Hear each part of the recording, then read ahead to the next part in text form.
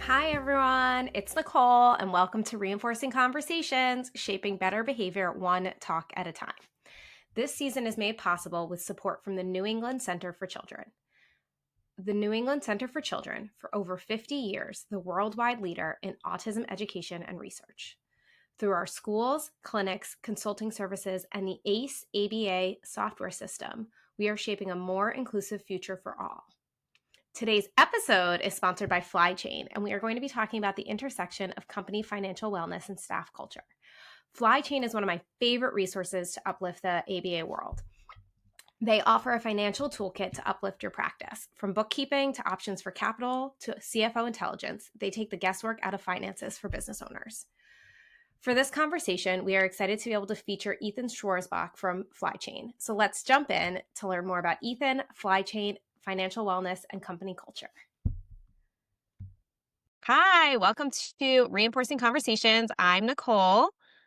And it's Christina. And we are very excited. This episode today is sponsored by Flychain, and we have Ethan Schwarzbach with us to talk all about healthy finances and healthy staff culture. So I'm going to start by going through our learning objectives. Christina's going to tell us a little bit about Ethan, and then we're going to jump into our conversation about how financial health and staff culture are related, because I think what's so great about all of us is that we really see this like holistic business practices to ensure that we're giving the best treatment to our clients.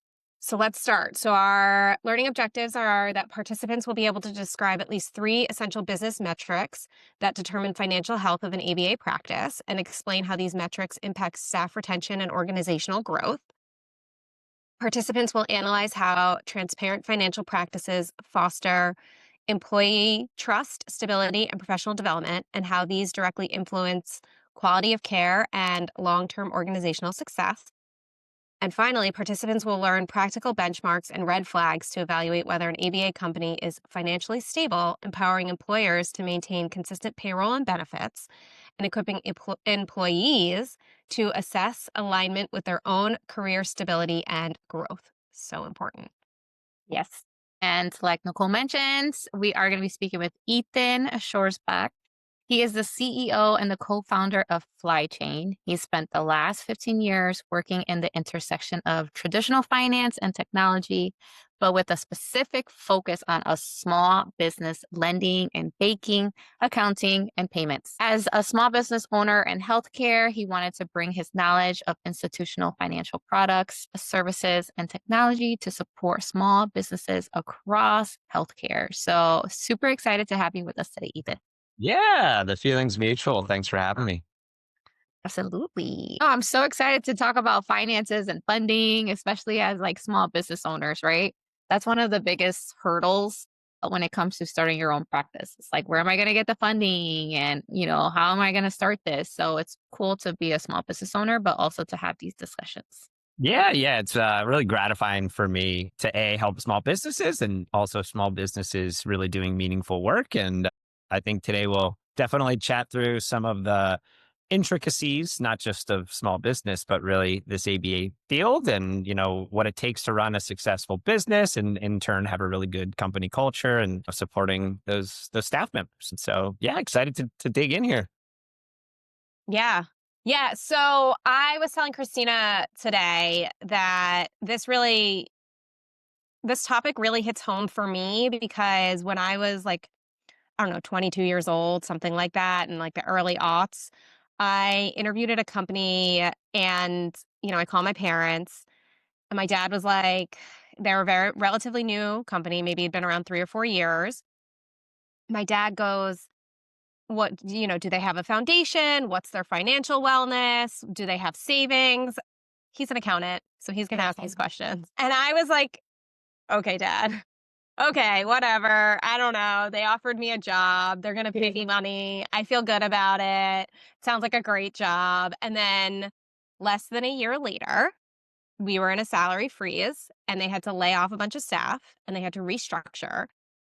They didn't have enough financial solvency. They were really struggling, and some of it was external factors, but a lot of it was that they were not prepared for those external factors that are, you're not prepared for a hurricane, you're going to get battered. And so it was really tough. And I was expected to do about a job and a half with the same salary. And I stuck it out and they eventually improved, but it was like a big, well, big jump in the deep end to learn like, oh, those questions did matter. And once again, my parents were right about everything. So would love to hear from you, Ethan, why, besides like my anecdotal story, why does this matter and how do you see this show up in ABA practices and how does it affect staff loyalty, retention, overall morale? Stories like that, what happens to the staff? Yeah, yeah. I mean, it's pretty mission critical from our lens to really pay attention to your financials and plan and really have a good game plan, especially planning for the unexpected. ABA businesses tend to be fragile.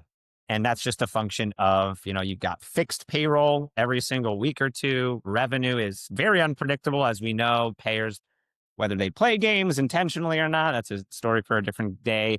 But we saw Change Healthcare and TRICARE, and there's all of these, things that can just pop up over the course of a year that are completely outside of your control. And it's the resilient businesses, the ones that are planning and really pay close attention to their financials that can weather those storms. You're not prepared and you don't have payrolls in the bank account and are tracking things and setting yourselves up with line of credit stuff that we'll chat through. You're not kind of putting your armor on. And so you're kind of going to battle without your armor. And oftentimes this leads to exactly what you talked about, either a payroll freeze, maybe having to let people go. And we all know that that's just not good for the industry. It's not good for the company culture and certainly those employees that are ultimately the ones affected beyond just them. It's also having an impact on the families that are being served as well. So it's something that we see time and time again. Our goal here at Flychain is to support small to medium sized ABA therapy businesses, create, a resiliency plan. Best offense is a good defense. You'll hear us say that time and time again. So it really rings true. Again, we see the folks that are the best performing businesses with the best culture are the ones that do have that, kind of financial literacy and game plan in place to weather storms. Now, I know you mentioned to have the best culture. What are some of those variables that come into like what is best culture? Right? Yeah. So I don't pretend to be an expert on culture as it relates to hiring and training, et cetera. But from our financial purview here, Yeah. I think culture and stability perhaps are kind of hand in hand. And so when I think about like good company culture, it's being transparent with your employees about, the financial state of the business. You don't want to like overshare, but because, there can be some sensitive things, but transparency, I think, is a really good way to ignite that culture and get everyone on the same page, working towards the same goals.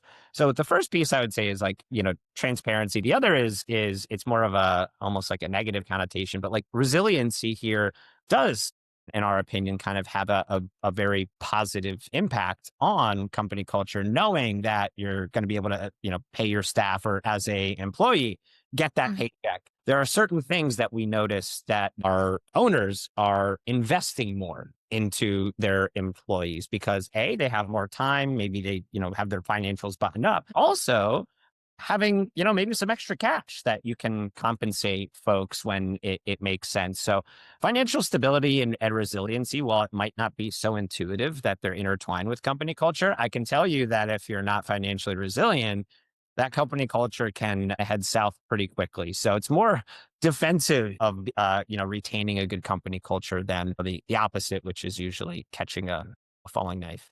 Yeah, and I think from my own personal experience, when that happened, we were all kind of on edge and you don't feel you don't feel secure in your job. Yeah. Yeah, especially because I was so new too. There'd been people who'd been there since the company was first founded. So I still was working to prove myself. And there was a lot of pressure. And I personally feel like pressured environments. I may be a high performer, so I might do really well in a pressured environment.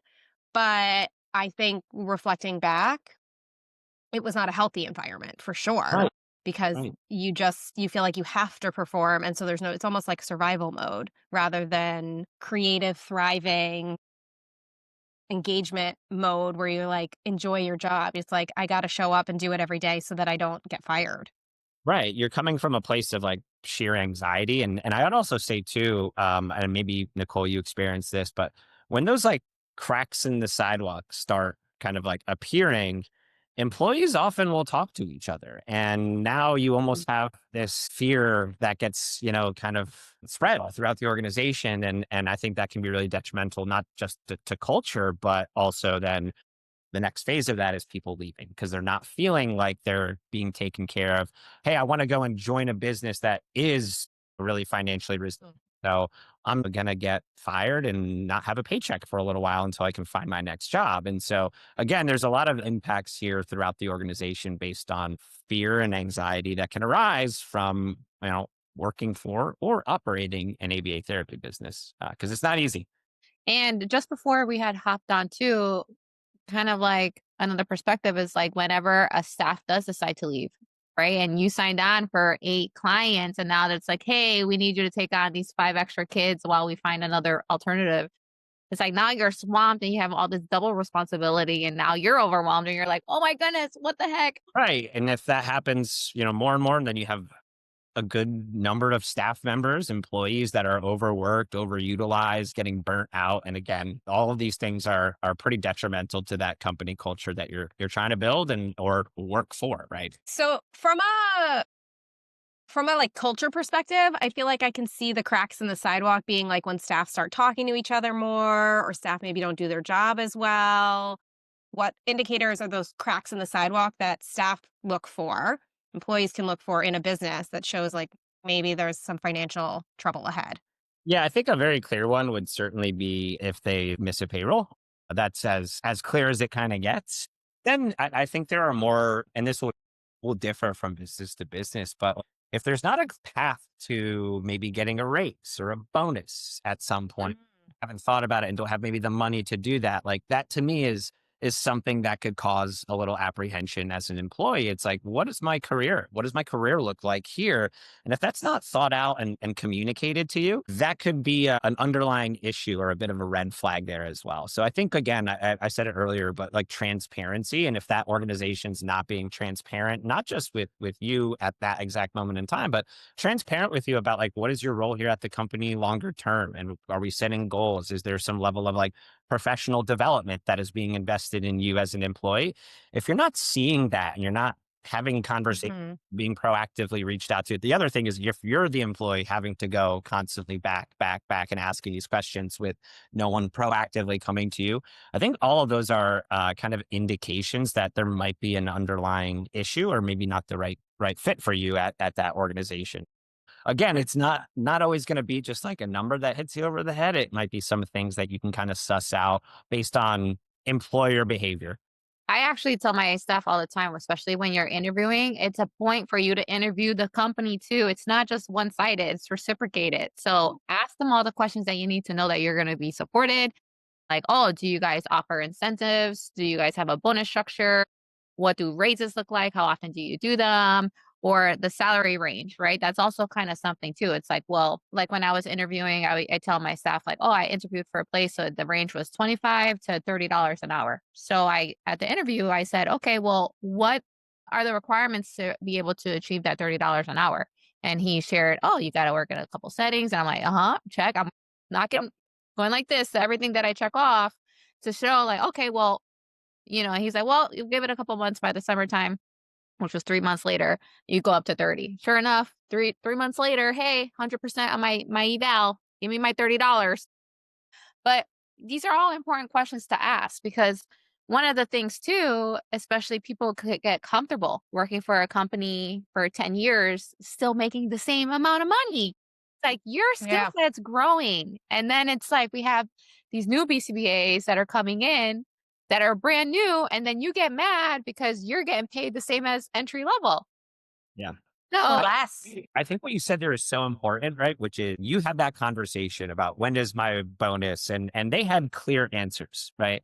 if they don't have those clear answers, I think you can also look at that as like, how are they thinking about other elements of the business? Staff to us and that relationship with your staff is paramount. And if they're not putting that thought process, that time and attention into taking care and planning and wanting you to be there for the long haul, they might not be getting credentialed with payers appropriately. They might not be running financials correctly and might run out of money too. So it's almost like a little bit of a litmus test on how that business owner, maybe the employer, thinks about running the actual business and using you as the staff member or, maybe prospective employee as again, a little bit of a litmus test as to how they are as a business owner, because business owners, they wear a lot of hats, but one of them is certainly how they treat their employees and invest in them. If they're not doing that, chances are they're probably not investing back into the business. They might be making other wrong moves or just not doing what they need to be doing to create that like resilient business and nice culture. So it's very fair to chat with owners about these things. Yeah, and I know with Flychain too, because you guys support with the finances and analyzing and have the CFO intelligence. So, are you guys able to support ABA practice owners that are looking to streamline their finances, but also kind of create that range of like, hey, you can afford to pay like this to this between this range and this range for BT or BCBA? 100%. And I think that's where we go into data-driven decisions and Yes. making that and using maybe like a hiring decision as a very clear example. Like if you want to bring on this, rock star BCBA and pay them this wage, like, hey, like what is your profitability today based on the care that that person will be delivering? How long will it take for them to break even? Do you have enough money in your bank account as that payroll will increase for a few cycles before the revenue is ultimately realized?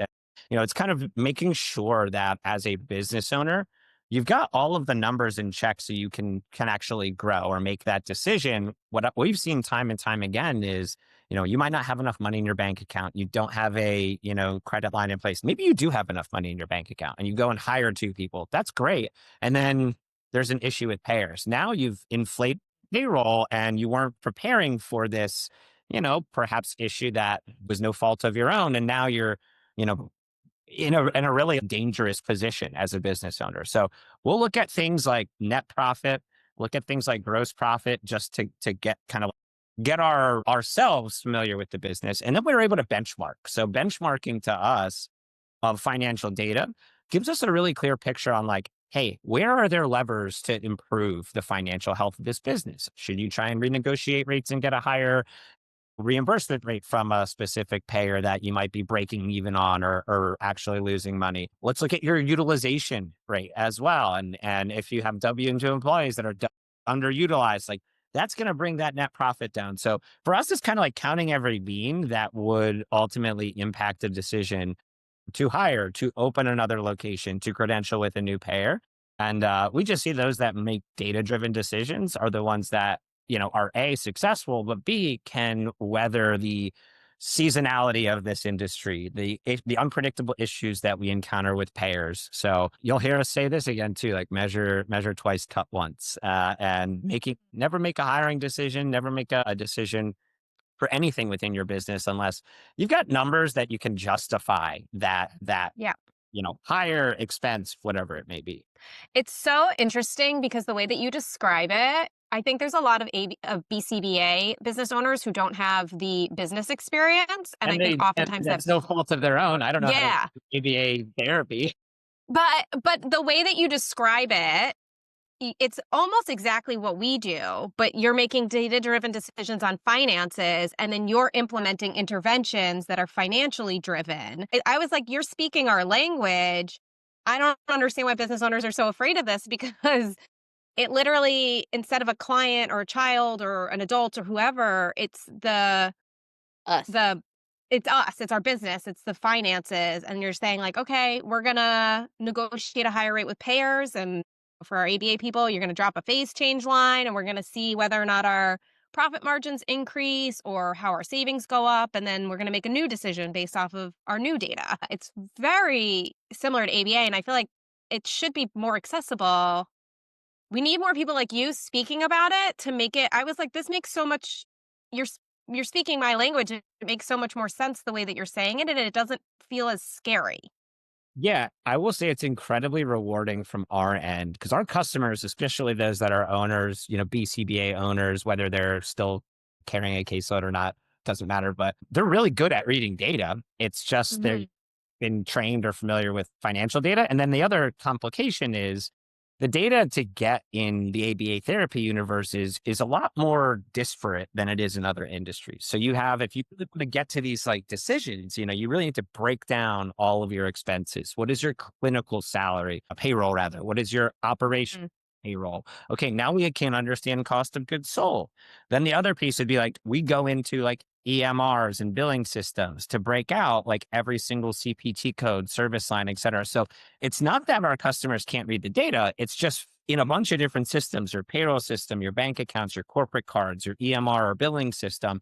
And it's our job to kind of bring all this data Right. together and make Yeah. sense of it and present it to our customers. Because once we do that, they understand it. It's actually like the blocking and tackling to get the data that tends to be the harder part here. And look, if they also don't know how to read the financial data, which is again not no fault of their own, like that's why we exist. Is we'll walk you through that Right.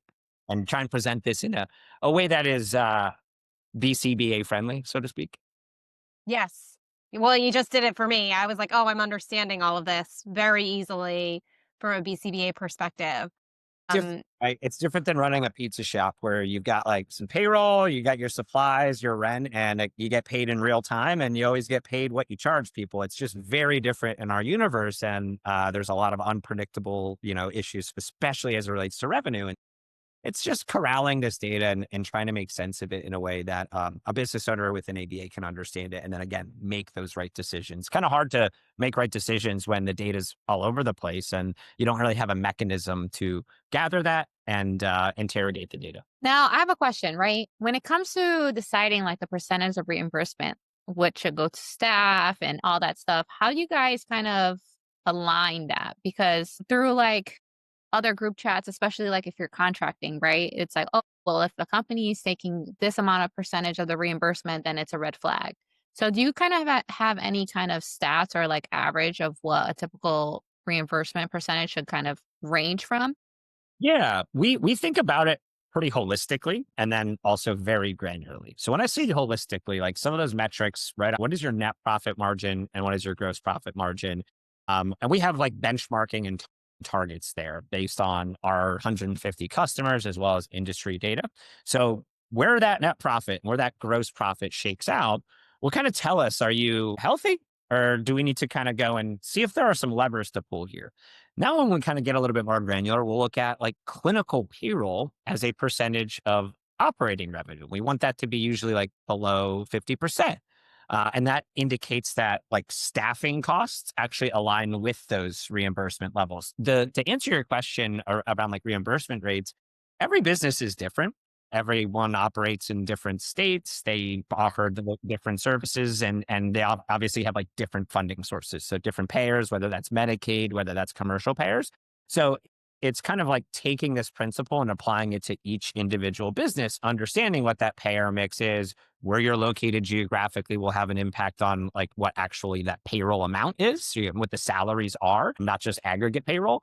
And then the other thing that I'd say is like administrative payroll as well, just making sure that your administrative payroll as a percentage of overall expense is also in line, so you're not kind of bleeding some extra cash there. And it's really just kind of, we say, peel the onion, and it's like looking at every single dollar in, dollar out, and providing context to that based on the area that you're in, the payers that you work with today, and that gives us a really clear picture as to like how to improve the business, or where there are, maybe areas that can't be improved, but maybe you can do other things to kind of, help subsidize maybe like that lack of reimbursement rate from Medicaid as an example. So it's not one size fits all. It's actually a pretty Yeah. in-depth analysis based on the fact that we've structured the data and benchmarked and provided context to that data for our customers. I feel like this is such an important part because I feel like a lot of people who are 1099s are like, "Oh, you're paying me $70 an hour, but you're making $200 an hour off of me." I'm wondering how an employee or somebody who's looking, interviewing, asks questions to get the right information to know that they're not like, they're not necessarily being taken advantage of for their work, and they're being compensated in alignment with what's The value they're bringing. Yeah. So exactly. a few things there. One thing that we do to really address this exact issue, and whether you're the employer or the employee, it's kind of opposite sides of the same coin, is we have Yeah. payroll we buy, and it gives our ability to benchmark what is your RBT and BCBA hourly rates across your organization versus the geographic market that you're in. So that's sort of the Mm. phase of that, which is, are you being underpaid? Are you being overpaid? And that data is pretty unequivocal. Like, it'll tell you, like, hey, the average hourly rate in Southeast Texas is this. You're getting paid, why there. So that's the first piece. So that's like data that we have and kind of offer to our customers. In terms of like making sure that you're being taken care of, so there's also this difference between like, what are you actually making from delivering the care versus what did you bill out? That dollar figure that you've billed out. Sometimes those aren't in line, and sometimes True. there are issues. And so, someone might think that, yeah, I get paid, this salary, and their business is making so much more. When in actuality, like, there's a lot that gets cut out of that revenue. There will be, denials just naturally. There will be instances of service across the organization where you're probably not going to get compensated on. Maybe there was like someone wasn't credentialed appropriately, prior authorization wasn't done. So like these businesses often bake in like bad expense or bad debt expense, as we call it here. But really what you're talking Mhm. that like that margin of 70 to 200 is probably a lot smaller than you think it is. Questions that employees can ask, how do you handle billing? Is this a third party biller that takes X percent? Okay, well, now we know we're working with that much less revenue. They offer benefits, right? Like there are a lot of factors here that will dictate, like, are you being fairly taken care of based on the organization you're in? Benefits being a really, I think, clear one. Like if you don't have benefits, then that's like a factor into that overall compensation package. Okay, so if a company doesn't offer benefits, especially for full time, that's kind of like It depends, but I would say generally speaking, we see our customers for W-2 employees offering benefits, and those that don't, like maybe you're a 1099 worker, or you work at a few different ones, so it's kind of a mixed bag. But if you want benefits and they don't offer benefits, then that's probably not the right fit. yeah. Well, yeah. Yeah, yeah. That makes sense. What about, if they're offering benefits and those benefits change? Would you say that that's or the salaries are constantly changing? Do you see those as red flags or a necessary evolution that sometimes has to happen? It depends on how those changes, what direction those changes are going in. So, like, if they're stripping out benefits, right? Like, that could be maybe a red flag that the business is trying to save money and might not be in the best financial state. If you're Mm, getting a pay decrease, usually that we don't see that happen. yeah. Yeah. But That happened to one of my colleagues. They paid her half. Oh, we can't pay you that much. yeah, see, to me, that is a clear red flag. That means the math wasn't mathing for them. Maybe they were paying you more, or maybe there was here's another thing, like that's outside of that owner's control. Maybe there was a rate cut and now they're underwater with every time they see a patient given your salary. So it's not always like the owner making a bad decision or being in financial stress. It's just trying to play the hand that you're dealt. Opposite side of that, if benefits, if you get better benefits, like that Yeah. probably is going in the right direction and growing and kind of like growing up and institutionalizing. It's there are pros and cons, and it's, I think, important for employees to really interrogate, not just like not react, but also be proactive and ask these questions, because you don't want to go sign up for something and then realize you've kind of made a misstep here. When asking a few questions to search for those red flags is actually pretty easy. Okay, so give us your top 3 questions if you were interviewing. I Yeah. had the same exact question. So I'd say first, what are your goals as the owner? So this is maybe a little less like pointed. Yeah. If that owner says, I want to sell to private equity in 18 months, know that that might happen and know what the of that happening are. If they say, I don't want to grow that much, I just want to serve my community. I want to be and just maybe increase my footprint to a certain size. I don't want to go and triple my revenue. I'm fine just delivering care in the area and creating a really stable business. So like asking what the ownership of that business actually like has in store for the future, I think is like probably one of the most important questions to ask, because you want to make sure you're aligned with the organization. Mhm. The second would probably be around the lines of like career. Like, what does my career look like here? And I think Nicole, like that you kind of Mm. that That's a before. good one, Yeah. Ethan. So it's not just like how do I get a bonus, but it's what Yeah, does my yeah, yeah. look How like do I grow here? with your company? How do you grow with the Yeah. company? Do you want to be a BCBA and that's what you want to do? Do you want to get in a like clinical director role? Like, do you want to become more on the management side? Do you want to be the COO of the company? And depending on what your goals are, have an understanding of like what that organization Mhm. can do for you. And then the last, which is a little pointed, and I would encourage people to ask it, is like, how are you financed today? It might be a little bit of like a touchy subject. And I don't know if every owner would give you the clear answer there, but it's popular in our world, right? Like in the tech world, you want to go and join a company that is well capitalized so that you don't join and then 9 months it goes out of business because it ran out of Right. raise more money. And so when I say, how are you financed? How are you capitalized today? Do you have access to a bank loan? Do you have access to, some family money? Again, it's a sensitive topic, but what we see time and time again is, folks that don't have any cash balance, that don't have access to capital, that don't have an equity investment that came in to get Mhm. these rough patches, you know, that is a risky place to work. Just because Mhm. this is a fragile universe. And so again, like kind of interrogating them, but also asking the questions. Might not be the same questions that everyone would want to ask, but trying to be a little bit more like general here. I would say that first one though is going to be like pretty paramount. I love that question, but I am wondering because I think there's a higher use of recruiters nowadays.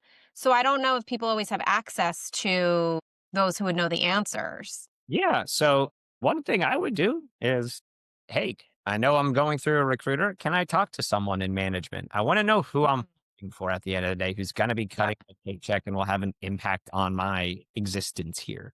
That recruiter, they might be the nicest person, but they're not going to be able to dictate your salary and raises and things. Like their job is to recruit you and might even say things that like aren't necessarily the, Yeah, 100% true just to get you in the door. And so I think agree. it's like doing your due diligence and being prudent about that process, asking the right questions. And if they don't want to talk to you, that's probably a negative signal as well. Now, I know you mentioned a little bit ago, like the different ways that companies can gain or access capital. But you guys also support with that accessing capital. Can you talk a little bit more about that? Yeah, yeah, absolutely. So we think about capital in a few different flavors. The first is like, how are you capitalized today? Like either getting out the gates, like, are you private equity owned? Did you raise friends and family money? I think like that's the first piece, especially if you're net new. If you're like joining a startup or a very early stage ABA therapy business, it is very difficult to access any form of like loans or credit in the market. And so Mm. in that first year or two, if that business isn't like well capitalized out of the gate, it's an uphill battle from the day they open those doors. So Mhm. I just like to say that as a little bit of like a preamble. But for, business owners, like one thing that we do at Flychain, and we recognize that, banks have a very difficult time lending to ABA therapy providers. They don't have assets on their balance sheet. The payroll is their single big expense. And then they have free cash flow issues due to the reimbursement cycle and the unpredictability there. And so what we often see happen is folks will go out to the market to try and cover a payroll. Hey, like there was a delay and now I need to make a payroll in 2 days. And they'll go to these non-bank like merchant cash advance lenders and get it. They'll cover their payroll, but they didn't realize that they've made just a very, very big mistake because the interest rate there is going to be like way more than probably your margin. And it kind of bleeds you dry. And so one thing that we do at Flychain is we set up our customers with just a resting line of credit that they can access whenever they need based on the outstanding claims they have to basically kind of to bridge that cash flow gap between reimbursement, like revenue cycle, the duration it takes versus the fact that you do have those fixed expenses. So just to be clear, we lend like a couple $1 million a month to our customers, just getting them Wow. through these like random issues that can occur. TRICARE, we're busy again because TRICARE is, it's government shutdown and things. And so the best offense is a good defense. Set yourself up with like a resting line of credit if you can. Flychain does it. And that just gives you a little bit more peace of mind so that when those issues inevitably occur, because they do and they will, you're not like being taken advantage of and making the wrong decision that could be like fundamentally detrimental to your customer or your business rather, and ultimately like close your doors. So very clear. Like there aren't a lot of good capital options out there, which is why we're so insistent on like tracking everything and making the right decisions because the margin of error here is very, very small. And we've seen it time and time again. One little misstep could be small on paper, but one or two things go wrong and like three strikes you're out is sort of Hmm. so again, why we are so insistent on like how we look at numbers and plan for the future and plan for growth, because we're in a different industry than, someone that owns real estate and can get a bank loan without issue. Right. Right. So would you recommend people who are looking for jobs ask if companies work with you? Because I feel like that's like a huge, like, do you have a Right. safety, do you have the right safety net? Because I think it's hard. Finding business people who understand ABA is really hard. And Yeah. that's like a huge That would advantage be that a you great guys offer. testament to supply chain. Tell them But we sent you. yeah. Yeah. And even if it's not supply chain, forget this is not self promotion. It's trying to be educational, but Yeah. maybe a question would be, do you have a merchant cash advance on your balance sheet? So what that to me means, like you've had some cash flow issues. Maybe you weren't planning things appropriately. You took one of these and now you're joining an organization that is like bleeding cash in the payment of these interest expense and Mhm. be detrimental to your paycheck. Right. It could put your paycheck in jeopardy. And so maybe that's an easier way to ask that question. I don't know how forthright owners will be on that, but They'd it's be like, "What do you know about this side of business?" Yeah. it's a But good people business actually. Yeah. I think that that's like really telling too how people respond because I think if somebody gets defensive or if they tell you like, that's not something that's appropriate for you to know or they're making up excuses, I feel like those are red flags is like if you have something to hide, you're going to try to hide it. If you have nothing to hide, you're going to be okay sharing it. And I feel like or if you don't understand it, you might make up excuses, and that's also I feel like that's a worry too. If you're like, "Do you have a merchant cash loan?" And they're like, "We don't know what that is." You're like, "Do you understand how you get money?" You Yeah. know? Yeah. Do you have a bank line in place? Some people Yeah. are, fortunate enough to secure those, usually when they have like a long-standing bank relationship. So there's a lot of things that go into financial resiliency. You can even ask, like, how much money is in the bank account today? Like, that's a very, very pointed question. But if I'm joining a company, it's really maybe not how much money, how much runway do you have? Like, if you were to generate, no new revenue, you weren't growing, like, are you profitable? Are you not profitable today? That's also a really good question. Mhm. Are you generating a profit? Because oftentimes when businesses get started, they have to make that investment and might lose money for the first couple of months. And there usually might be like an inflection point. If you're working at a profitable business, now things are moving in the right direction. And I'd feel a lot more comfortable joining that organization. Yeah. It's like Okay. we're supposed to have 3 months of savings. Yeah, I was gonna bring it up. I was like, what would you recommend a company to have? Like you said, the payroll is usually the biggest chunk. So would you recommend having like 2 months of payroll or like I would say we usually say 3 to 4 payrolls. If you're paying, every 2 weeks, I would say like 2 months of payrolls is a really healthy approach. It gives you that safety net. There's the fly chain credit line that gives you a little bit additional safety net, but you don't always want to rely on credit. You want to make sure that you have that cash balance. The crazy thing though is that cash balance can go away very quickly when things like Mhm. healthcare happen or TRICARE or delay or hurricane hits, right? And you maybe couldn't see anybody for 2 weeks. So it's a very telling sign for resiliency of a business. Did you see with I don't know, Change Healthcare or Hurricane, any example where when companies are more transparent with their staff, do you see improved staff culture even if they're going through these crisis times? What does that look like? Yeah, yeah, absolutely. You don't want to scare your entire staff. I think like you don't want to say that we're going out of business. This is like an existential issue, but being transparent and we've seen this happen.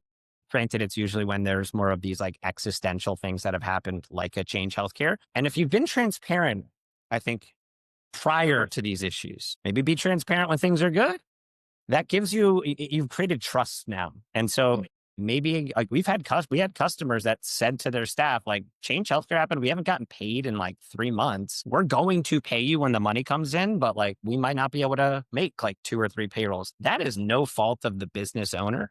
It's no fault of like how they run this business. It was just a black swan event. And so if you're being Mhm. transparent about like your entire company journey, you've now gained, I think, the trust of your employees that might be totally fine, like riding this, riding through the rough patch with you. So transparency, I just get back to is it's one of the best ways to build trust. And trust, I think, is a big, like a tent pole of a good company. Yeah, yeah, absolutely.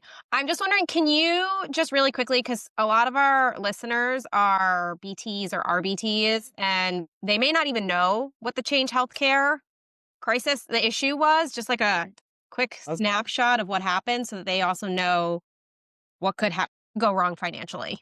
Yeah, absolutely. So I admittedly like have some PTSD after this. As Yeah, to, I think, probably most, if not all of our yeah, customers, basically Change Healthcare is a big clearinghouse in healthcare. So like basically 1/3 of all healthcare payments in the entire country run through that. And that's basically the mechanism you submit to get paid by insurance. So Change right, Healthcare, part of United, was hacked. There was a cyber attack. Won't get into, you could read about it. It's actually pretty yeah, fascinating. But for all intents and purposes, Change Healthcare shut down because they had to solve this cyber attack. And so they said, hey, before we have to figure out what's going on here to get systems back online, payments stopped. That means reimbursements stop.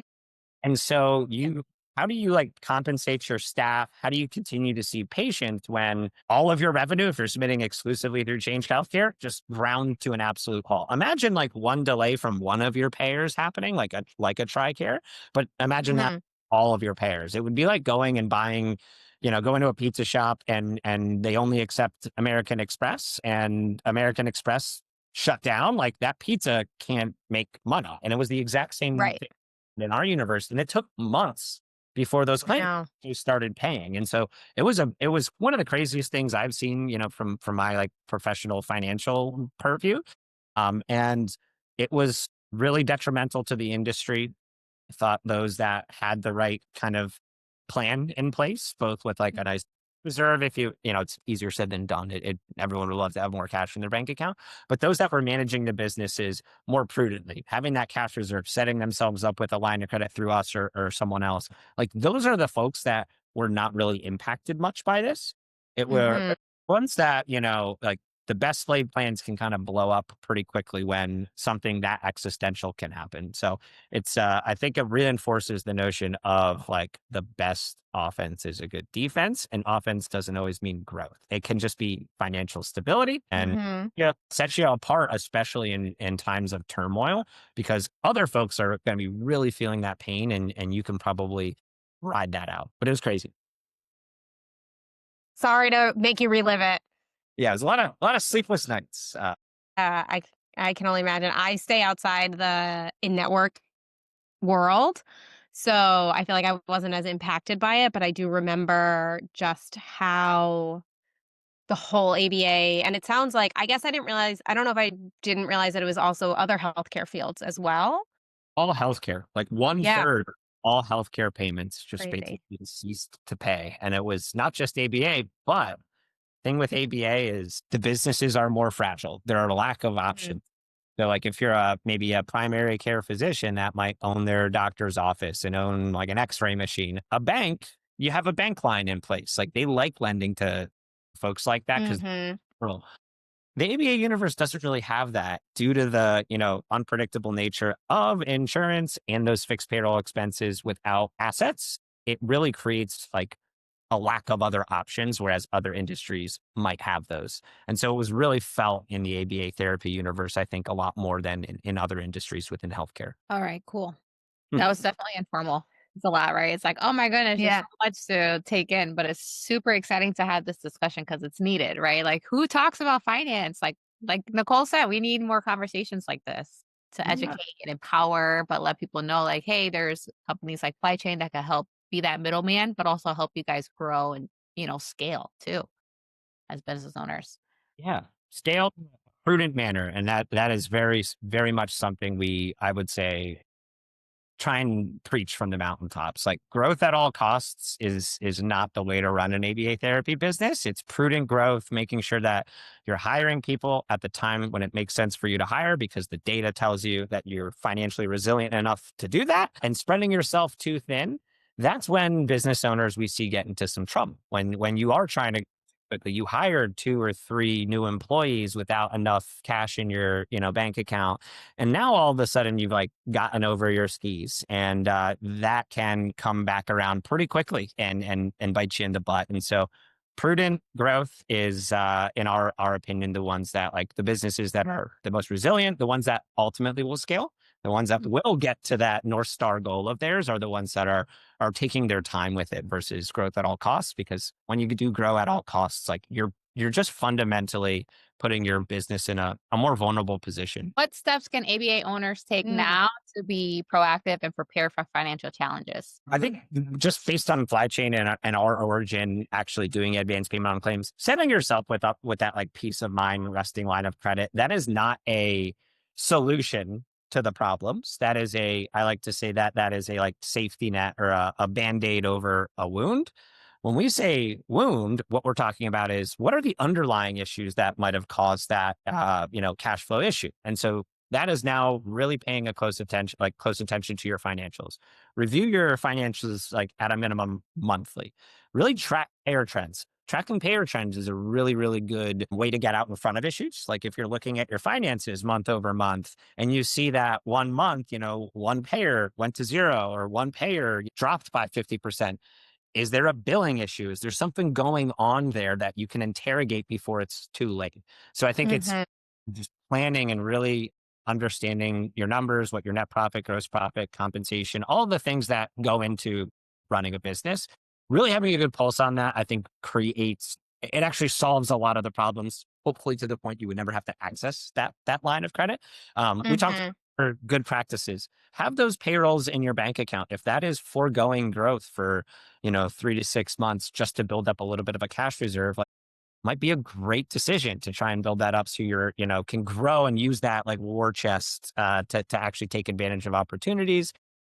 We talk a lot about that as well. Being proactive, it's all built off of that foundational data set and understanding, you know, not just what we're doing today, but here are our goals. What is the budget we need to set to achieve those goals? Is the budget too aggressive? Is it not aggressive enough from a, marketing spend, growth, hiring, etc.? Mhm.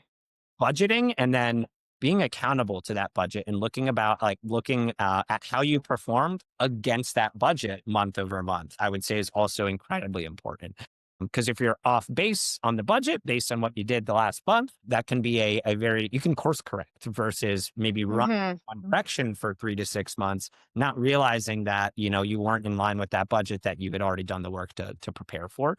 And then the last thing is, don't just look at the money in your bank account. I would say it is that budget. It's really that holistic picture of what has happened historically in your business. What do you expect to happen in the next couple of months, given the money, Mhm. your plans? And then maybe bake in, some version of a Change Healthcare again, some version of a TRICARE. Can you stomach an issue that will happen? And I say that not to Yeah. scare anybody, Yeah, yeah. but it's just the nature of the industry that we operate in. And again, the best laid plans fall apart pretty quickly when something happens. And so baking those, problems, those speed bumps into your financial model forecast or, preparation is, I think, like one of the most important things you can do. Yeah, I feel like that's so relatable to me because I think about that one on my own financial perspective, but then also even just the way that I plan out my time. I always bake in I work less each week anticipating like one of my kids is going to get sick or there's going to be a day off, and it's the same like I feel like that's like just good life advice is like anticipate hiccups because no matter what, something's always going to happen. And I think business owners need to be applying that to their business so that it's not impacting their business and Yeah. So then make a causing more. habit to be proactive. Yeah. Yeah. Also, we're in an industry. If we were talking about, again, I'll go back to pizza shops, like those issues don't impact pizza shops. Like we are beholden to an entire revenue landscape that is fundamentally different than any other industry. And it's also really impacted by legislation as well. And so those two things Hmm. there can create a ton of unpredictability in your data Right. as well as planning every 6, 12 months. And so having a pulse on those things and planning for hiccups, for lack of a better term, is really important because these are fragile businesses despite having good margins and everything. It's just crazy things can happen. Right, right. It's a very unpredictable field, and it's still a pretty new field Yeah. as well. So I feel like that's the other piece is that we're not like you mentioned a doctor's office, for instance. Like, doctors have been around a lot longer than behaviorists. So ourselves out.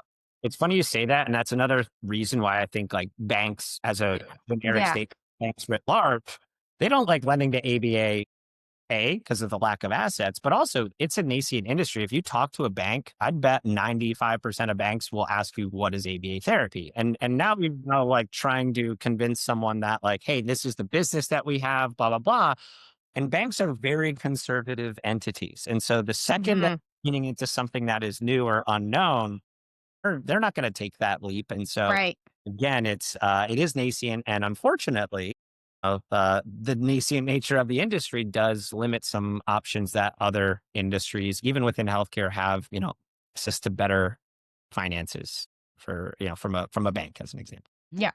And and that's why we have platforms like you that exist to fill that problem for ABA companies when they can't find anyone to send them to help with the finances, or they can, but they have the higher rates. Yeah, we've taken a lot of time to understand the space, and been around for 3 years. We kind of understand like seasonality, deductible season, summer, holiday season, all of these things. Again, we love the space. The businesses are good businesses. There's just a lot of speed bumps throughout the course of a year, and you can plan for them if you do it right. Yeah. Yeah, absolutely. I want to ask you one last question and then I think we probably should wrap up. What made you go into the ABA space? Yeah, a few things. First, probably my mom was a special education teacher. She's long retired, and that's kind of what got us, like, I think, really familiar with ABA therapy. Mhm. My dad was a dentist, so Yeah. always had that kind of like a special place in my heart for just small businesses as a whole. Combination of those two experiences, my dad like didn't have the best financials, in some cases, non-existent financial. So kind of it was the combination of those two very like, I guess life experiences that wanted us to lean in and help out. So that's why we're here. And Yeah. again, it was also a bit of a challenge to say like, what are the industries that are overlooked by our kind of traditional financial system? And ABA Yeah. kind of checked all the boxes there for better or worse. And so Yeah.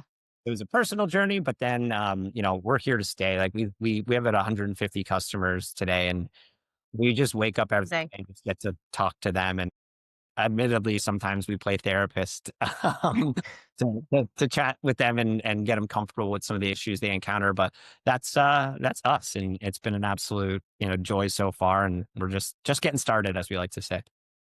Yeah, amazing, amazing. I always want to send people to you because like I think we said before we got on board is like Christina and I, our goal here is that we want everybody from the BT is all the way up to the business owners to realize how intertwined all of these business components are and to feel empowered to ask the right questions, to seek the right support, to get the right community around them so that our businesses can be better supported, our staff can be better supported, and ultimately our clients can make better progress and our families can get the help that they need.